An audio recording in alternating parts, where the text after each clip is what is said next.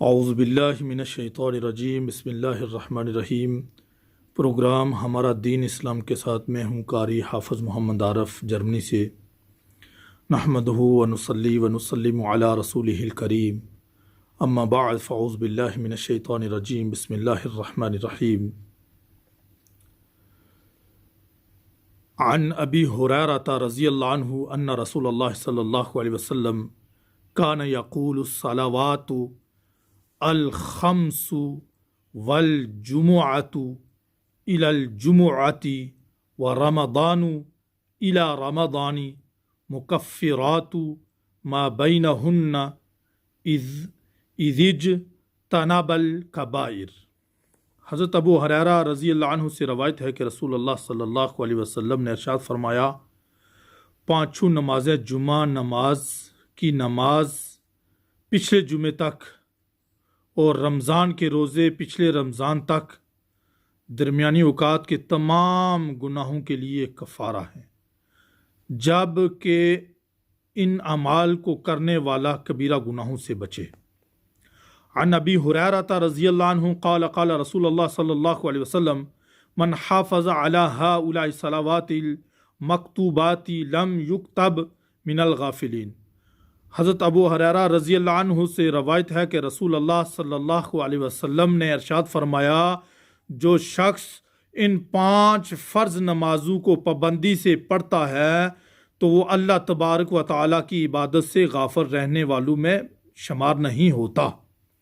عن عبد اللہ بن عمر رضی اللہ عنہ عن النبی صلی اللہ علیہ وسلم انہ ذکر الصلاة یوم فقال من حافظ علیہ كانت له نورا وبرهانا ونجاة يوم القيامة ومن لم يحافظ عليها لم يكن له نور ولا برهان ولا نجاة وكان يوم القيامة مع فرعون وهامان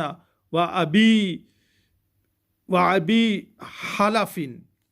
حضرت عبداللہ بن عمر رضی اللہ عنہ سے روایت ہے کہ ایک دن نبی کریم صلی اللہ علیہ وسلم نے نماز کا ذکر فرماتے ہوئے ارشاد فرمایا، جو شخص نماز کا اہتمام کرے گا تو نماز اس کے لیے قیامت کے دن نور ہوگی، اس کے پورے ایماندار ہونے کی دلیل ہوگی اور قیامت کے دن عذاب سے بچنے کا ذریعہ ہوگا۔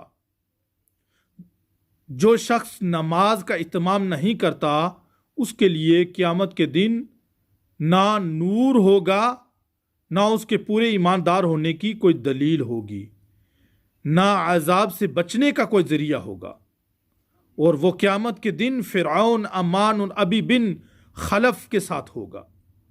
عن ابی مالک الشجع عن ابیہ رضی اللہ عنہ قال کان الرجل اذا اسلم علی عہد النبی صلی اللہ علیہ وسلم۔ حضرت ابو مالک شجع رضی اللہ عنہ اپنے والد سے روایت کرتے ہیں کہ رسول اللہ صلی اللہ علیہ وسلم کے زمانے میں جب کوئی شخص مسلمان ہوتا تو صحابہ کرام رضی اللہ عنہم سب سے پہلے اسے نماز سکھاتے۔ حضرت ابو امامہ رضی اللہ عنہ سے روایت ہے کہ رسول اللہ صلی اللہ علیہ وسلم سے دریافت کیا گیا، یا رسول اللہ کون سا وقت کی دعا زیادہ قبول ہوتی ہے؟